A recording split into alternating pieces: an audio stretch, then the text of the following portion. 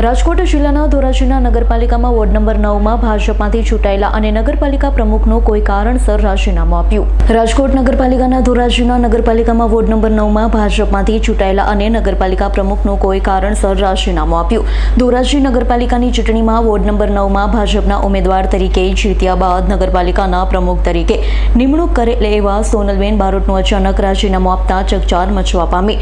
સોનલબેન Barot Rajkot collector કચેરી સમક્ષ રાજીનામું આપ્યું તેવી ટેલિફોનિક વાત કરતા સોનલબેન બારોટે જણાવ્યું, નગરપાલિકાની ચૂંટણી પહેલા વિવાદ અને ચૂંટણી જીત્યા અને પ્રમુખ તરીકે નિમણૂક કરવામાં આવ્યા બાદ ચર્ચા રહેલ સોનલબેન બારોટના પ્રમુખ પદેથી રાજીનામું આપતા અનેક તર્ક વિતર્ક સર્જાયા છે।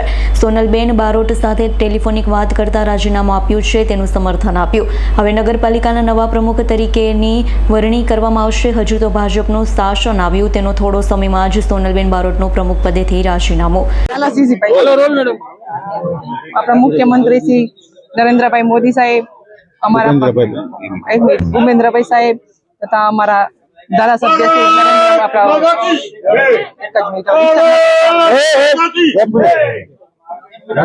ધોરાજીના જે પ્રશ્નો છે એના માટે શું કરવું? ધોરાજીના પ્રશ્નો અમારે બધા ભેગા થઈને સોલ્વ કરી તાત્કાલિક પહેલા તો પાણી માટે અમે સોલ્વ કરીશું। દરેક બહેનોને જે પાણીની તકલીફ છે એ પહેલા અમારે બધાને એ જ થઈ છે કે પાણી માટે સોલ્વ કરવાની જવાબદારી અમારી આવે છે પહેલા। Bureau report S9 news Rajkot. અમારી તમામ માહિતીથી અપડેટ રહેવા માટે જોડાયેલા રહો S9 ન્યૂઝ સાથે।